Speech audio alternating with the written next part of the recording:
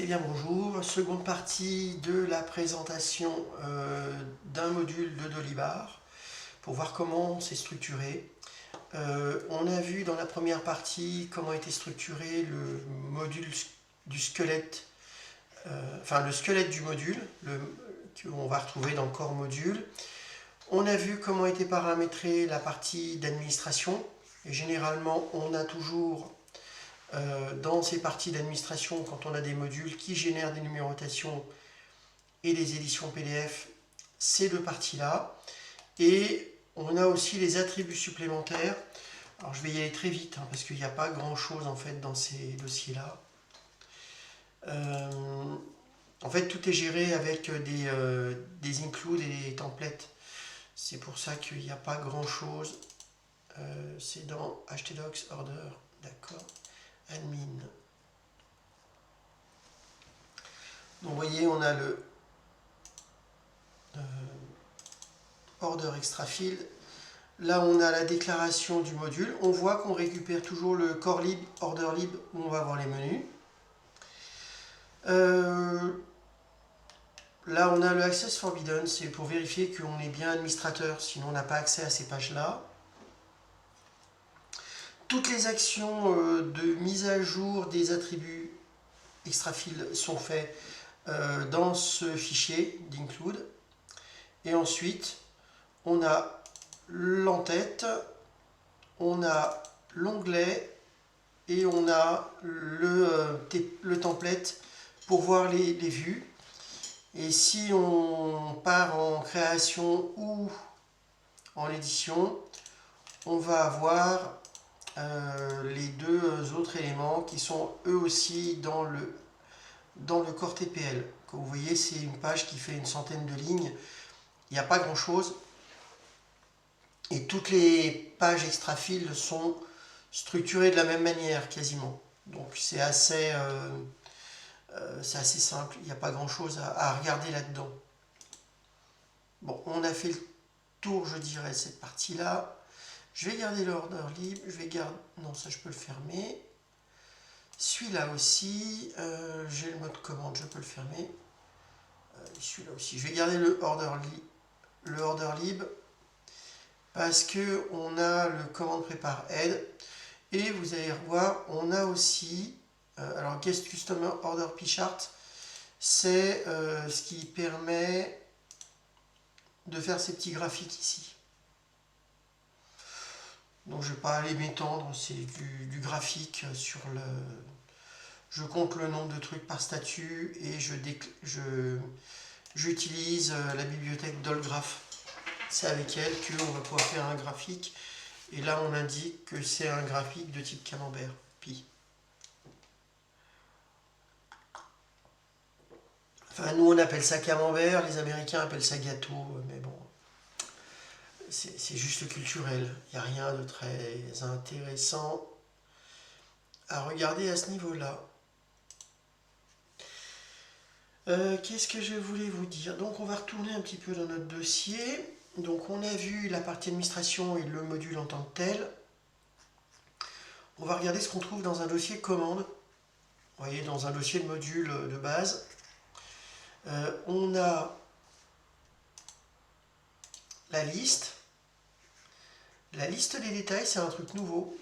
On aura le temps d'en reparler. C'est sorti il y a de ça pas longtemps. Bon, à voir. Ce qui est marrant, c'est qu'elle apparaît pas ici alors que j'ai sur un autre environnement. J'ai dû activer quelque chose sans faire exprès. Peut-être qu'ils l'ont désactivé le temps de la valider. Ah, non, je sais. C'est une nouveauté et elle est pas active. Je l'avais vu dans le LD. Bon, juste pour la forme, hein, c'est dans les menus. Attendez, dans encore menu. À la limite, on va retourner dedans pour mémoire, dans le standard LD.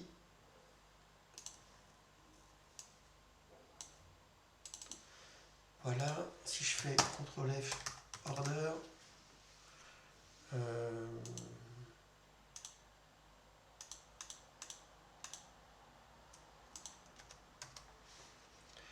Et si je fais liste d'aide, je devrais tomber dessus. Non. Ah.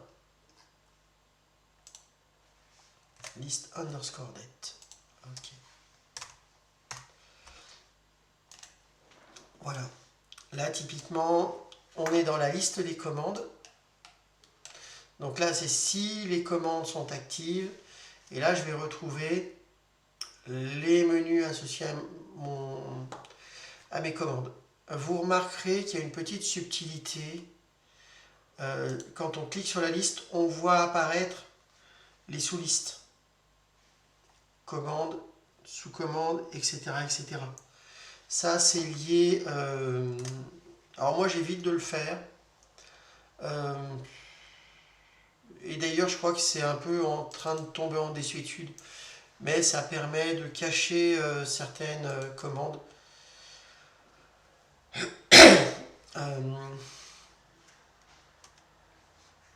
Bon, c'est pas forcément ce que j'utilise le plus pour ma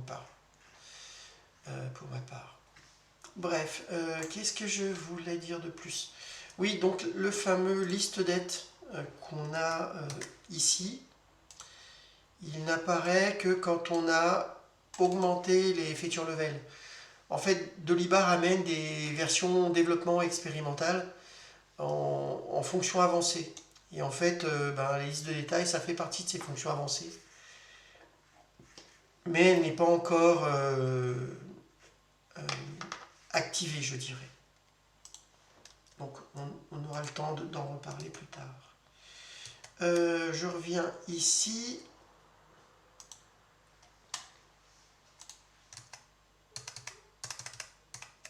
Alors, je voulais regarder un petit peu la liste des documents qu'on a, des pages PHP qu'on a dans ce dossier.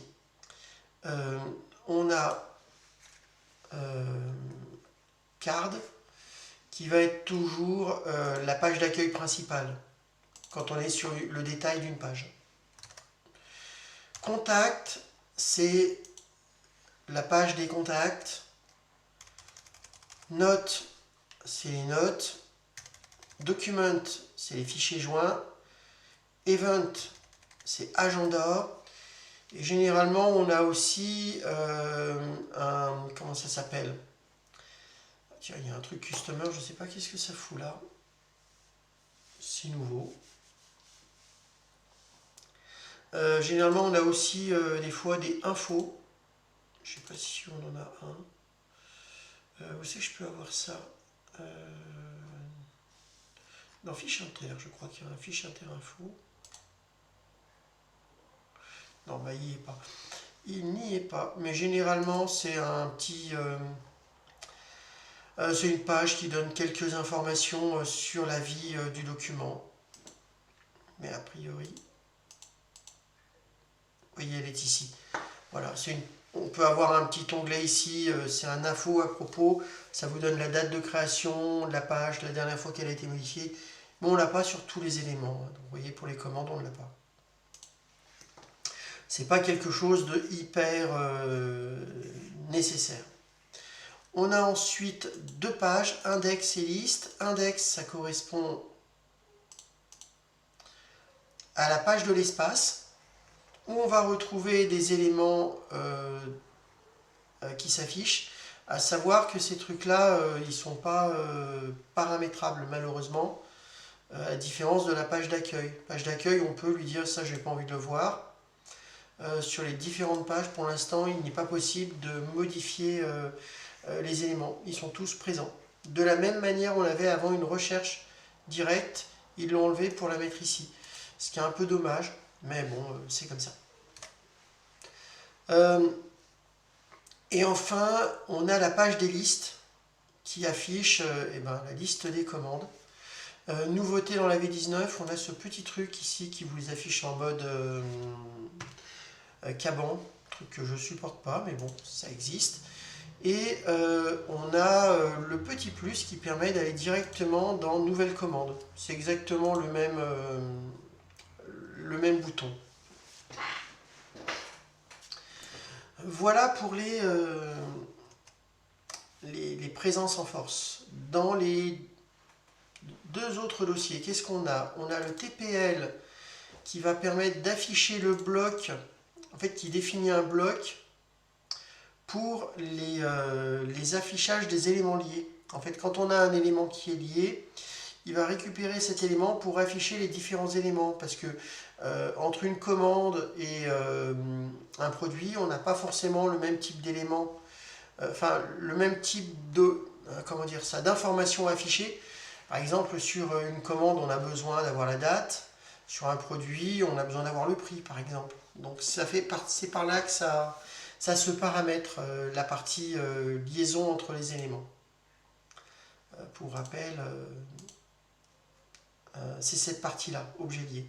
Ça, c'est typiquement le linked object de la facture. Et ce truc-là, ici, ça correspond au linked object de la commande que je vois ici. Et on reconnaît normalement... Non, il n'y a même pas les titres. Bon, c'est pas très... Si, ils sont là. Commande. Ref, date, montant. Ouais, c'est ça. Ref, date, montant. Et on a l'URL et le type, c'est Customer Order, donc commande client. Là, on a le... Ah oui, c'est si. On a des fonctions de bouton d'import, mais bon, c'est pas forcément gênant.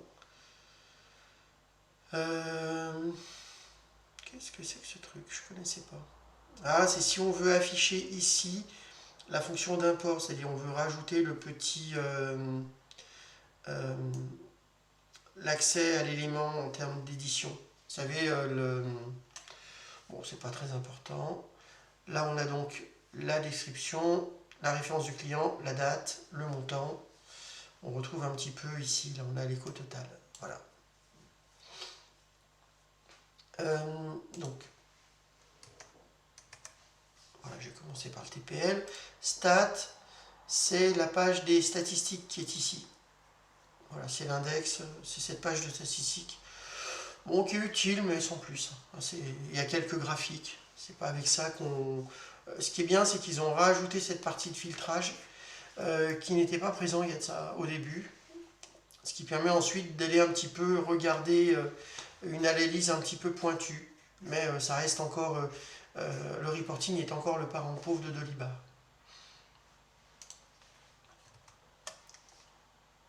Bien. Vous remarquerez qu'on a deux gros fichiers. La page principale et la liste. C'est les deux documents qui sont les plus compliqués. Et on a aussi la classe. Alors, on a trois fichiers qu'on va regarder rapidement. Commande stat, c'est associé à l'onglet stat. Et en fait, c'est les éléments nécessaires pour faire les statistiques. Il n'y a pas grand chose, hein, parce que ça réutilise des éléments qui sont présents dans command stat. API order, c'est là où sera définie toute la partie des fonctions de l'API. Notamment, bon, alors, je ne suis pas une experte en API, mais grosso modo, c'est à partir de là qu'on va générer les appels post, get et compagnie, getLine. Bon, tout est là. Hein. Postline, ça c'est pour ajouter une ligne. Ouais, c'est ça. Là, c'est pour ajouter une ligne à une commande. Donc, on a quand même pas mal de choses assez classiques de ce qu'on pourrait trouver au niveau d'une API. Par exemple, là, on peut récupérer la liste des contacts si on lui passe l'ID de la commande. Bon, à voir ce que ça peut être utile, mais en tout cas, ça permet de le faire.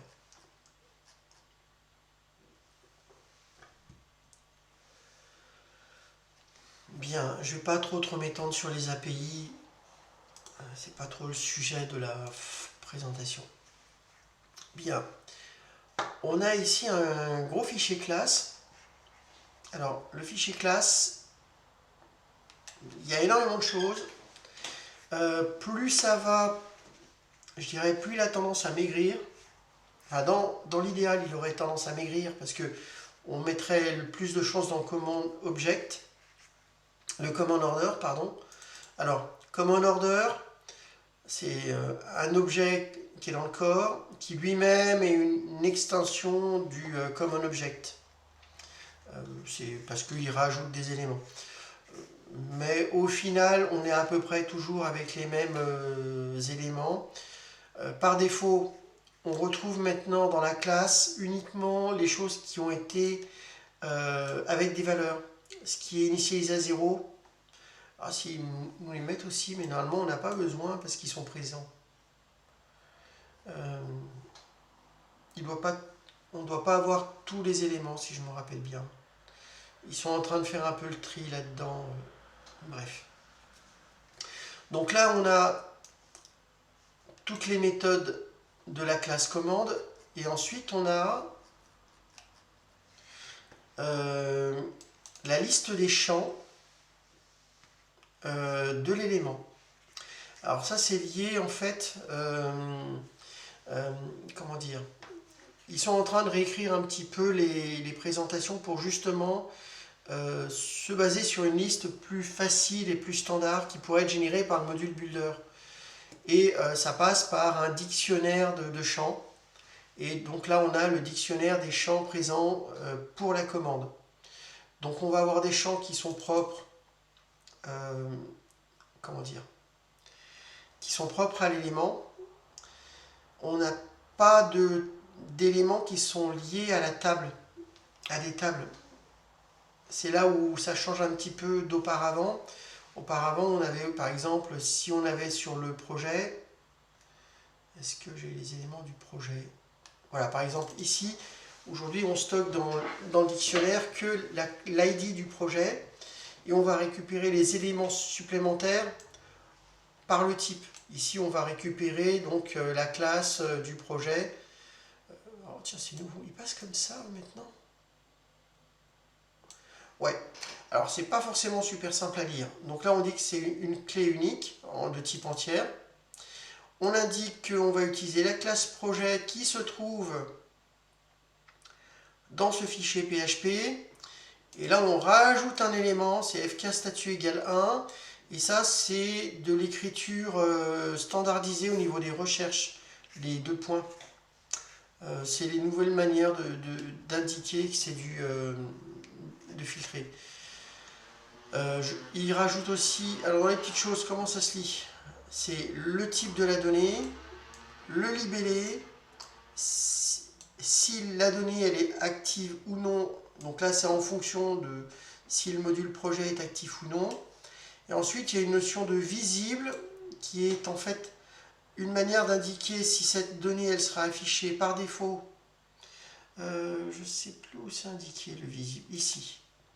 Voilà. C'est pour indiquer si l'élément est visible ou non sur la liste. Alors c'est un peu tarabiscoté. 0, ça veut dire qu'on ne l'affiche pas sur la liste. 1, on affiche l'élément sur la liste et sur l'ajout, enfin la création, la mise à jour, l'édition de l'élément. Ensuite, c'est seulement affiché sur la liste, seulement affiché sur l'élément, visible sur la liste en mise à jour. Enfin, ils ont fait un truc un peu débile, mais bon, ça c'est un autre sujet. Et il y a la même chose avec des valeurs négatives.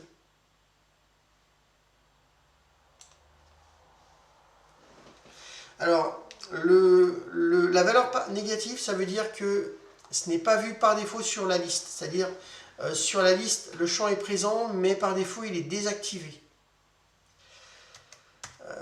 L'archétype de l'usine à gaz, mais bon, on ne va pas rentrer dans le détail. Il y a une information comme quoi le champ n'est pas éditable. Bah, typiquement, le row ID, il n'est pas censé être modifié, ça c'est sûr.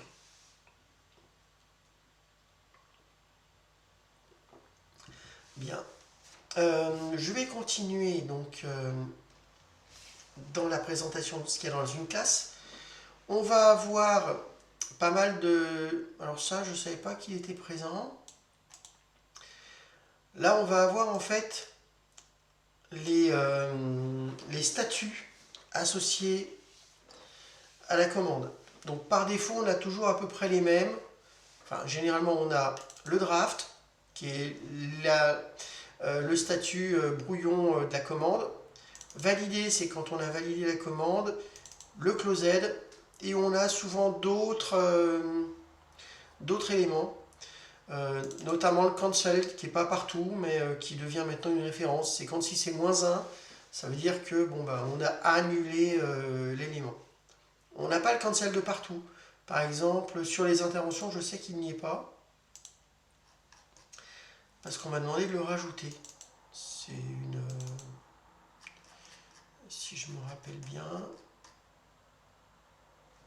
Vous voyez, dans les fiches d'intervention, on a brouillon, validé, facturé, terminé. Mais on n'a pas la notion de cancel au niveau de la fiche intervention. D'ailleurs, le statut BILED, il a été rajouté récemment, et en plus, ils l'ont mis avant le closed. Parce que je crois qu'il y avait le closed qui était là. Enfin, il y a eu un petit truc qui n'était pas cool. Mais bon. Ça a fonctionné. Je vais revenir sur ma commande de classe. Donc là, c'est la définition un petit peu de toutes mes méthodes. Et on a un construct. Généralement, il est très petit. Il y a juste le $db. On récupère la connexion à la base de données, le handler de la base de données. Et c'est tout, ça s'arrête là.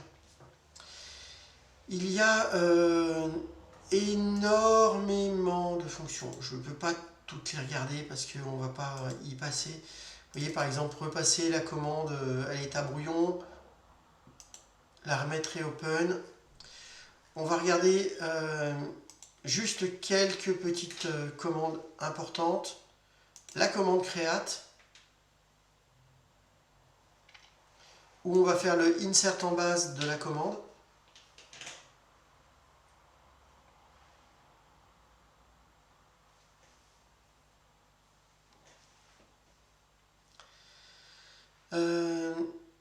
Ensuite, qu'est-ce que je vais faire?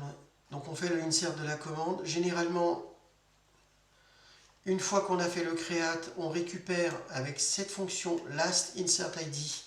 C'est ce qui me permet de connaître le dernier enregistrement que j'ai ajouté dans la base de données, et plus précisément dans cette table.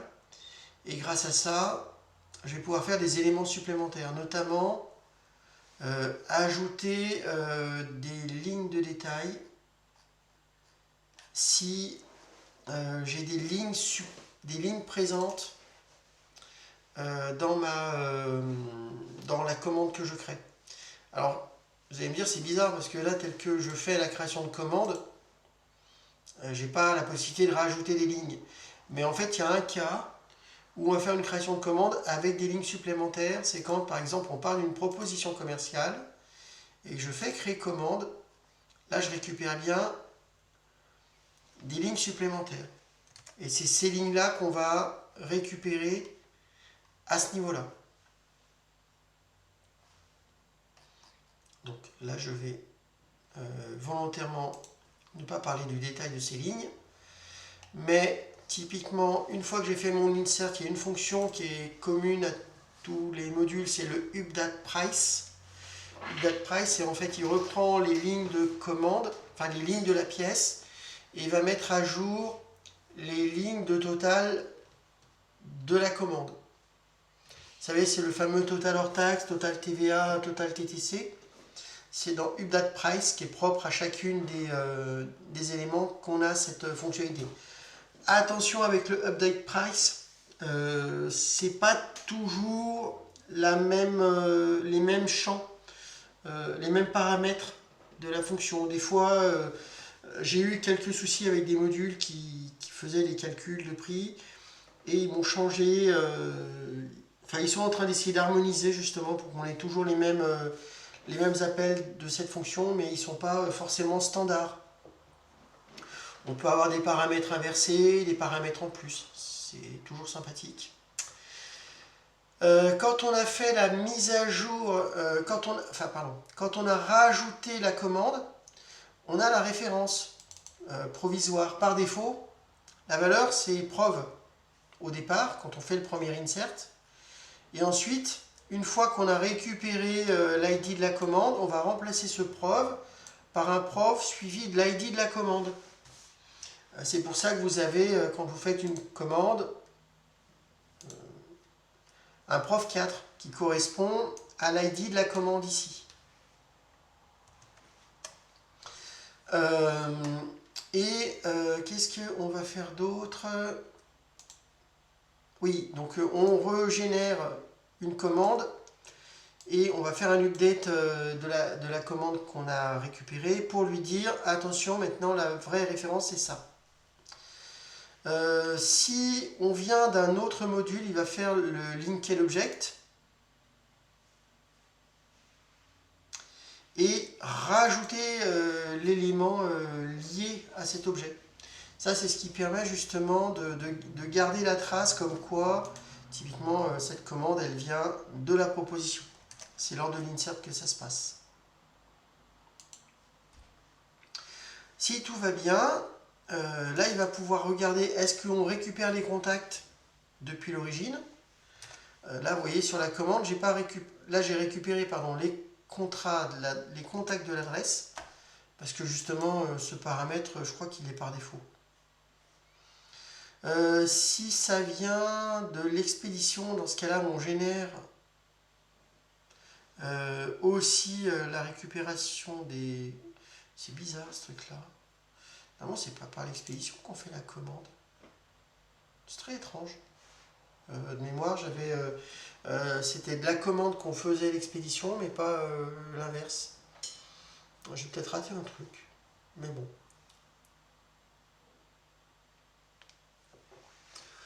Donc là, c'est pareil, on rajoute les contacts.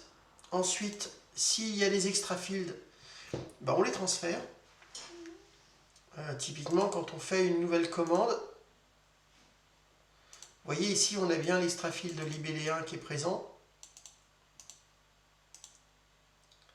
C'est quoi? Ah oui. On a bien le libellé 1 qui est présent. Et donc, c'est là qu'on va alimenter les données qu'on a saisies dans l'extra field. Une fois qu'on est arrivé jusque là, on est presque à la fin. Vous voyez, il y a le commit qui va valider toutes les opérations. Il faut savoir que les inserts sont toujours avec sont faits de manière transactionnelle. C'est-à-dire que si jamais il y a une coupure, là on va avoir le begin qui va permettre de faire le début d'une transaction. Et on va considérer toutes les opérations d'ajout, de mise à jour, etc., etc., sont valides uniquement quand on aura passé toute cette suite successive d'étapes, les inserts. Et là, on a un dernier truc que l'on n'a pas encore regardé, c'est les triggers. Je vous ai montré les substitutions, je vous ai montré les hooks, et on a aussi les triggers. Alors, c'est quoi la différence entre les hooks et les triggers? Les hooks, c'est au niveau des pages. Les triggers, c'est au niveau des opérations dans les classes. C'est un moyen de... Voilà, je le répète, le hook, c'est au niveau des pages.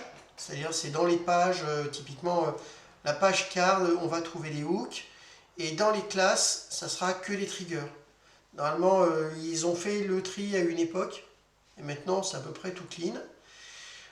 Si donc tout s'est bien passé, on va avoir un commit et on va renvoyer le ID comme quoi tout s'est bien passé. Sinon, un rollback, on revient en arrière.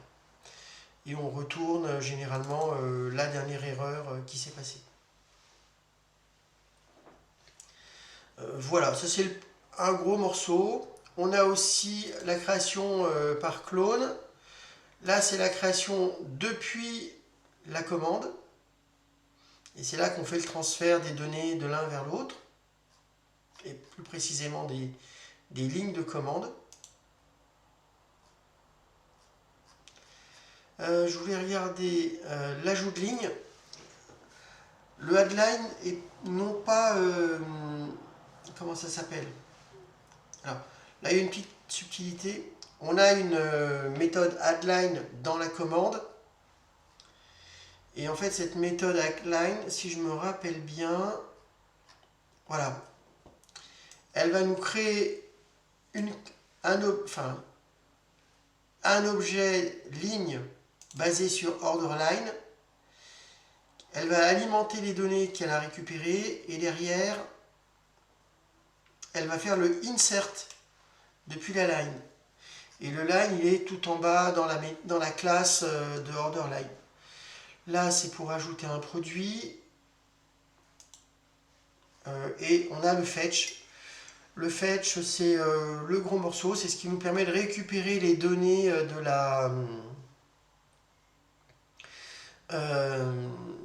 la commande. Donc, on a tous les champs qui nous intéressent, plus la jointure aux tables de dictionnaire, typiquement. Vous remarquerez que on a un where multiple. Soit on fait un where sur l'ID de la commande, soit sur la référence, soit sur la référence externe. Not usage, je sais pas. Je crois que c'est... Je sais pas à quoi il sert ce truc-là.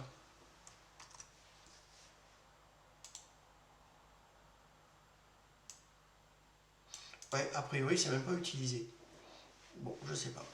Je pense que c'est quelque chose qui doit être... ils ont dû essayer d'harmoniser aussi les fetch. Et le not usage, c'est parce que dans certains cas, on a des recherches d'une autre manière. Et ils ont dû le positionner comme ça, de manière commune, pour avoir toujours le même type de fetch. Qu'est-ce qu'on a d'autre? Donc si on a trouvé, ben, on va transférer... Alors, comment ça se lit? Tiens, une requête. Le select. On constitue notre requête SQL. Jusqu'ici, tout va bien. Là, on a le main DB prefix. C'est ce qui va être remplacé par le LLX ou l'élément propre à votre environnement. Et on va exécuter la requête. DB query SQL. Donc là, on lance la requête. Et on va regarder effectivement si on a une requête qui se passe bien ou qui ne se passe pas bien. Si elle ne se passe pas bien, on renvoie le message d'erreur, on rentre chez nous, retourne -1, donc on sait qu'il y a une erreur. Parce que comme indiqué ici, si c'est 0 supérieur à 0, c'est OK. Si c'est inférieur à 0, c'est pas bon. Et si c'est égal à 0, ça veut dire que typiquement l'identifiant qu'on a cherché, on ne l'a pas trouvé. Bien. Donc là, si je fais mon résultat, je fais un fetch pour récupérer les données associées à ma requête dans cet objet, obj. Et voilà. Si jamais on n'a pas trouvé d'éléments, là il vous dit, bon ben on ne l'a pas trouvé par rapport à cette requête. On a un joli retour 0. Mais bon, on va partir du principe que la majorité du temps, on le trouve. Et là, on va donc alimenter les méthodes de la classe, l'ID, l'entity, la ref, etc. etc. À la suite. Donc là, il y a du monde, hein, forcément.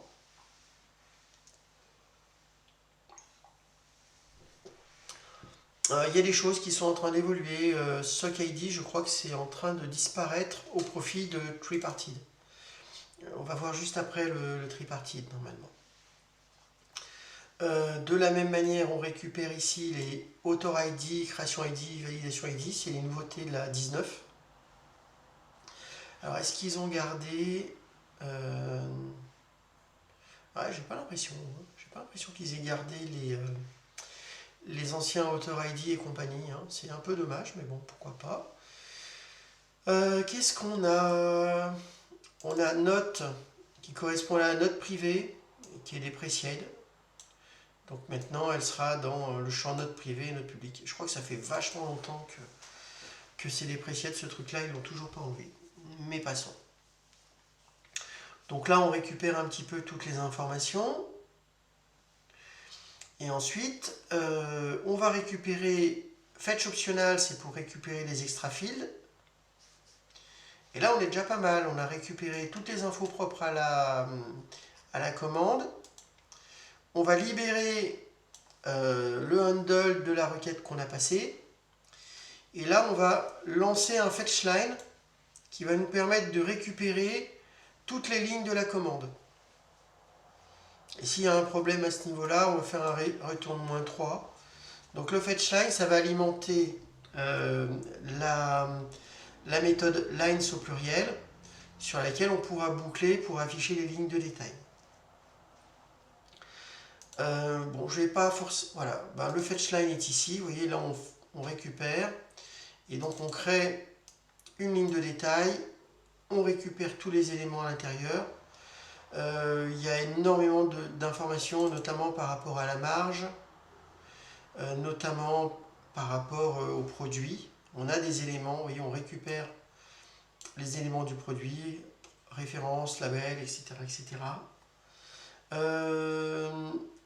Il y a lié au multilangue, si jamais c'est nécessaire, pour avoir le bon libellé du produit, la bonne traduction. Voilà grosso modo voilà, il y a des trucs qui m'arrachent les cheveux.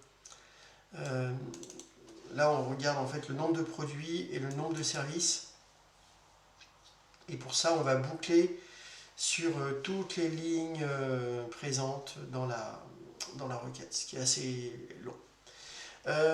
Donc je vais continuer, je vais essayer de montrer des choses qui sont plus communes enfin des fonctions qui sont communes un petit peu à toutes les... J'adore, je ne la connaissais pas celle-là, stockerait non fini à finir. Ok. Suppression des lignes, bon bah ça, je dirais que ça s'explique. Remise, discount, c'est pas ce qui m'intéresse. Ce que je voulais regarder avec vous, c'est les get non URL et status, qui sont des choses qu'on va retrouver quasiment sur toutes les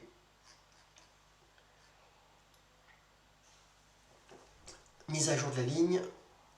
Update, c'est mise à jour de l'élément, de l'objet. Donc là, c'est un update. Il y a certains cas, quand on a un create, ça part en update juste derrière. Pourquoi? Parce que en fait, dans le create, ils ont mis des informations minimum et le reste des infos sont amenées avec le update. Ne me demandez pas, c'est comme ça. Bon, ça fonctionne, hein, mais des fois c'est un peu original. Il faut faire attention, on peut se faire piéger. Le delete, généralement quand on a le delete, on a aussi ici la suppression des éléments dans l'extra-file, pour ne pas avoir d'orphelin. Et de la même manière, on va supprimer, on a un petit trigger order delete. On regarde, si on veut supprimer la commande, il faut qu'il n'y ait pas d'expédition, sinon ça ne marchera pas. Et on vire les liaisons associées au contact. En fait, on fait le clean des, comment ça s'appelle, des différents éléments. C'est bizarre qu'ils font un delete extra file ici et que là ils font une fonction delete extra file. Pour moi il y a doublon, mais bon, à vérifier. Là c'est pour enlever l'enregistrement, ok. Et puis là c'est pour supprimer aussi les dossiers qui sont créés pour les éléments. Donc attention, si vous avez mis des dossiers, vous faites une suppression, ça supprime aussi les fichiers qui sont présents dans le répertoire. Tableau de bord, on s'en fiche. Le libellé source. Voilà, le lib status. Comme on le sait, on a des statuts pour les éléments. Et donc, on a généralement une fonction lib statut avec un mode. Le mode, c'est ce qui permet de dire si on va afficher un statut écrit en grand, avec une icône, sans icône, avec l'icône avant, le statut long, etc. etc. Voilà, c'est là-dessus. Ça, c'est des trucs qui sont encore codés en dur. Il faudrait faire une table des statuts, ça n'a jamais été lancé. Ça fait partie un peu des choses comme on dit, de la dette technique. Là, on arrive sur les tooltips.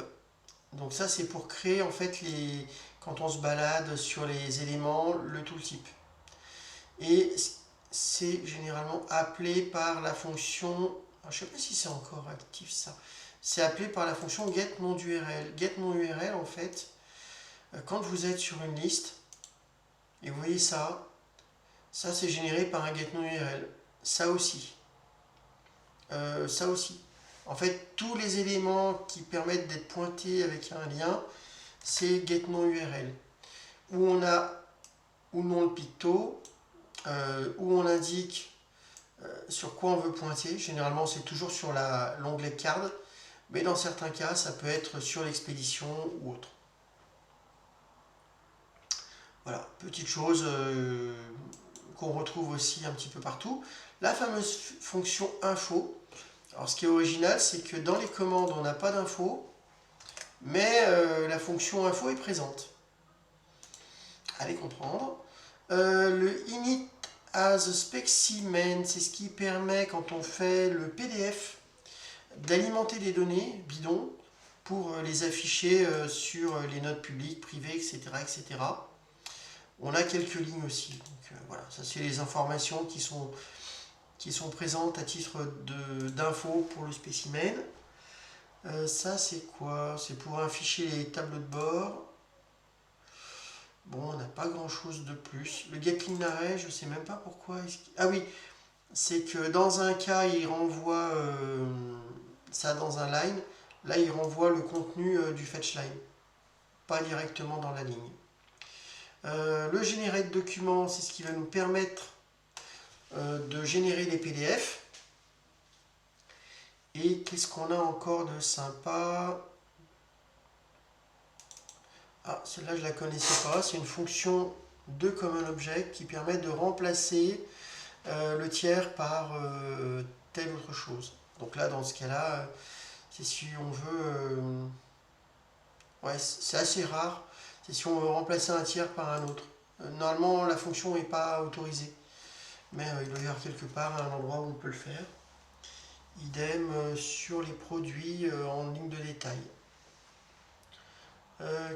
Ben voilà, vous voyez, on a fini sur la partie création de la commande.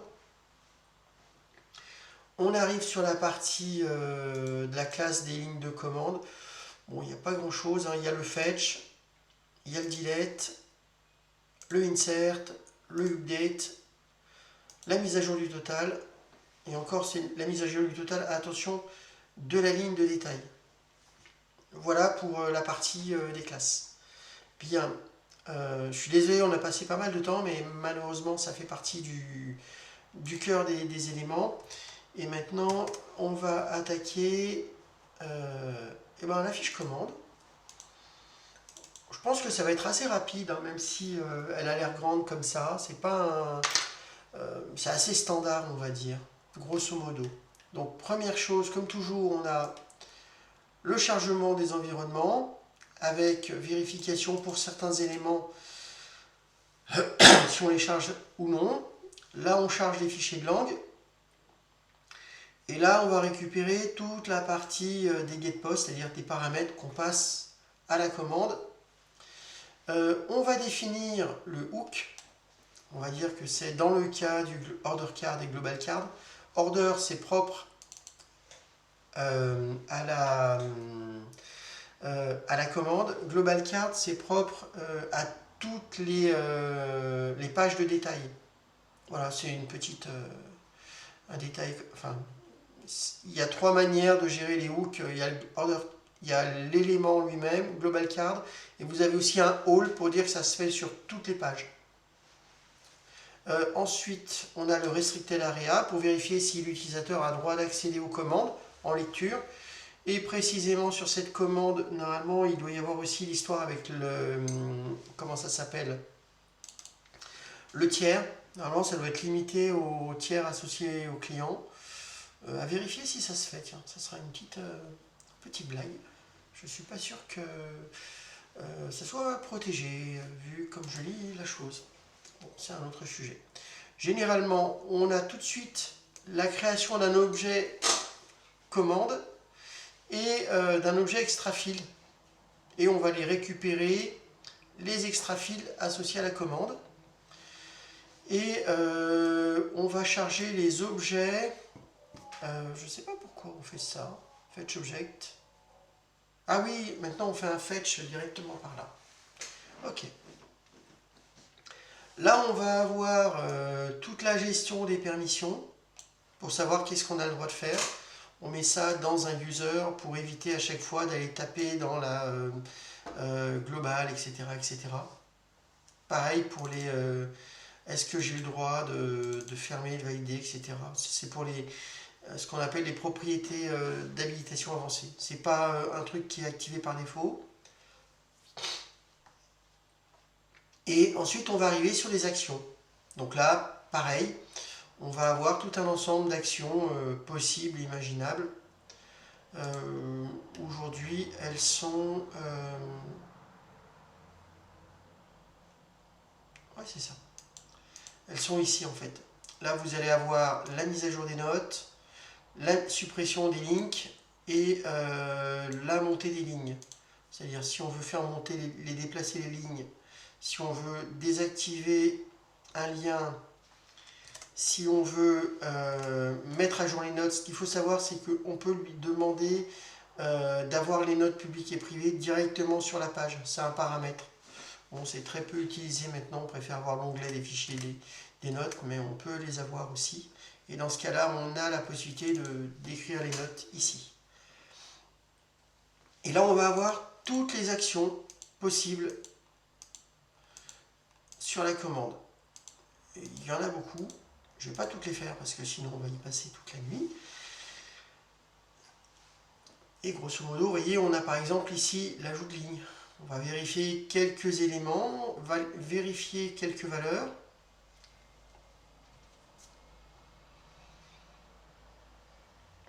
Qu'est-ce que...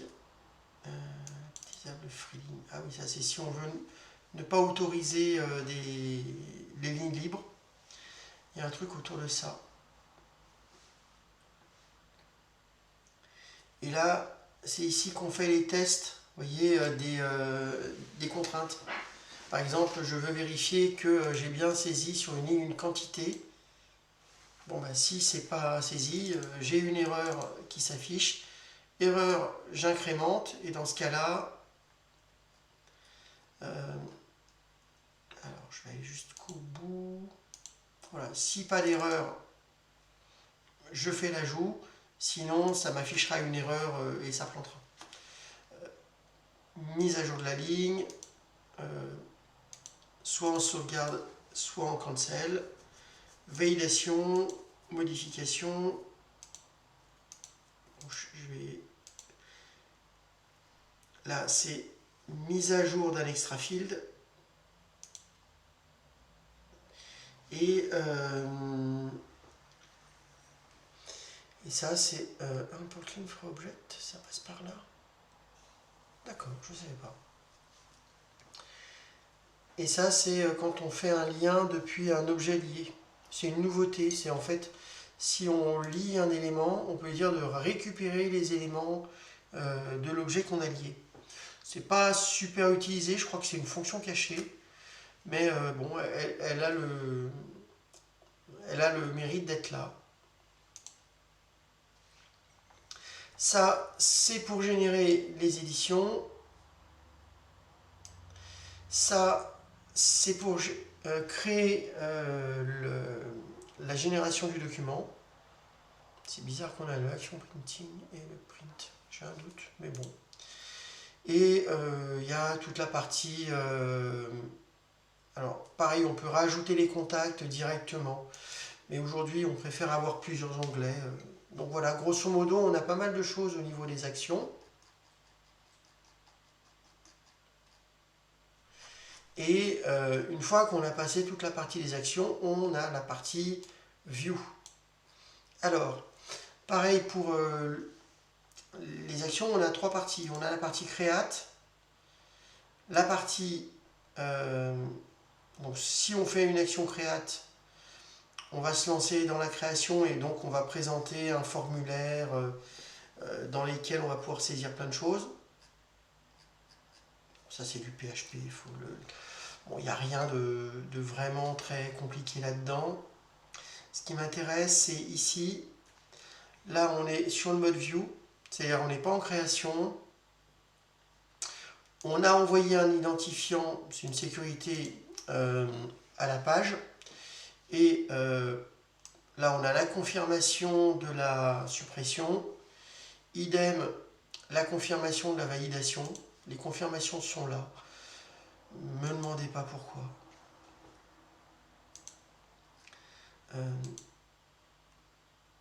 Hop.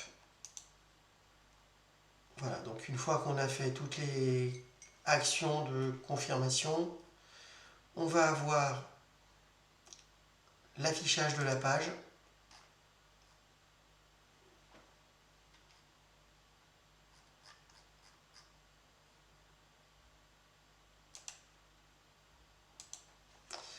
Et donc on va avoir tout le détail de la page.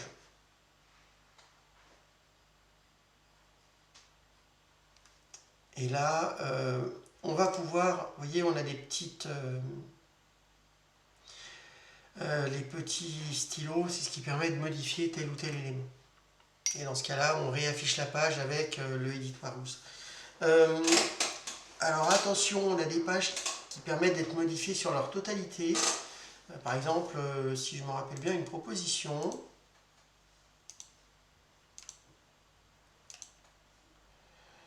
Ah, même pas, vous voyez, là on est avec les éléments comme ça.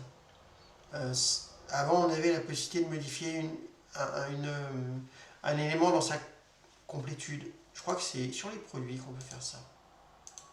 Ouais, c'est ça. Sur les produits, vous voyez, on est sur une modification. Et dans ce cas-là, au niveau de la commande card, de la card, on va avoir dans un cas idée, mais si action est égale à modif ou si action est égale à vide. Dans ce cas-là, on a ce cas. Mais dans le cas des autres éléments, on modifie élément par élément avec le petit stylo si on est toujours à l'état brouillon. Qu'est-ce que je veux dire? Donc, ça, c'est tout le paramétrage de la page. Une fois qu'on a fini ça, généralement, on a l'affichage des lignes. C'est ici qu'on les affiche. Avec ici le Ajax Pro qui permet de déplacer en longueur et en largeur, en hauteur, pardon, qu'est-ce que je dis, de monter ou descendre des lignes. Et une fois qu'on a fait l'affichage des lignes, donc soit on est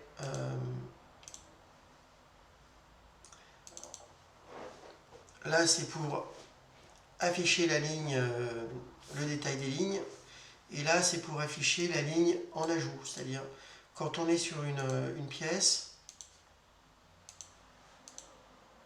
on a toujours l'ajout en bas de la page. À titre d'info, j'ai développé un module qui permet de mettre ça au début de la page. Pour ceux qui s'ils ont énormément, enfin c'est un peu le problème quand on a 500 ou 600 lignes, alors peut-être pas 500 mais une vingtaine de lignes. À chaque fois, on revient au début et il faut redescendre tout en bas. Ce truc-là, ça permettait de ne pas avoir à aller au bas de la page à chaque fois. Je viens de me rendre compte qu'on a déjà fait près d'une heure. Je vais quand même continuer, on a presque fini la page de card. Et je ferai une petite session ensuite sur la liste. On fera une petite pause et on attaquera ça. Là, on est sur les boutons d'action. Donc, ils n'apparaissent que quand on est ni en envoi de mail, ni en édition de ligne, au niveau de la page. Et là, en fait, c'est typiquement, qu'est-ce qu'on a d'autre de sympathique? Là, on a un hook pour vérifier si on veut rajouter des boutons supplémentaires. Très utile. C'est-à-dire, si on est sur une page et qu'on veut rajouter des boutons ici, c'est avec ce hook-là qu'on va passer. Et puis là, on va voir tous les boutons d'action.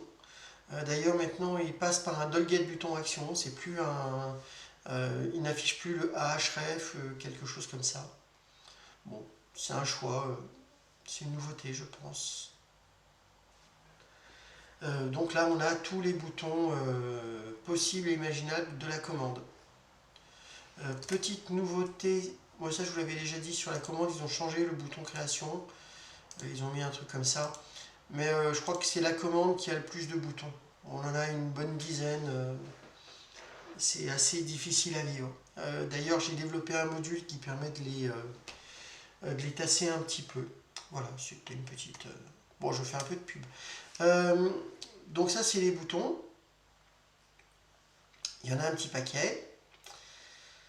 Et enfin, là, il y a... alors, le pied de page, il y a 3 parties. Enfin, deux colonnes. La partie des fichiers avec les objets et les événements liés. Donc, le presend, en fait, c'est l'envoi de mail. Et ça, vous l'avez ici. Ça, à la fin, c'est quand on fait un envoyer email. Vous voyez, ça vous le met à la fin. C'est géré par ce pavé-là. Et si on n'est pas sur le presend, je reviens en arrière. Donc, on a ces 3 parties, fichier joint et objet lié, et les 10 derniers événements liés. Et ça, c'est dans cette partie-là. Donc là, on a toute la partie associée aux documents et au paiement.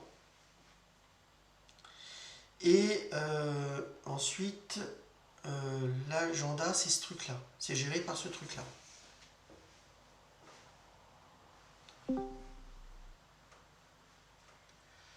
Et je pense que on a fait le tour de la page. Donc ce que je vous propose, c'est que je vais arrêter l'enregistrement et on fera une 3e partie juste sur la liste. Tant pis. Et je ne sais pas si on fera du code aujourd'hui sur le petit module, je verrai. S'il nous reste un petit peu de temps. A tout de suite.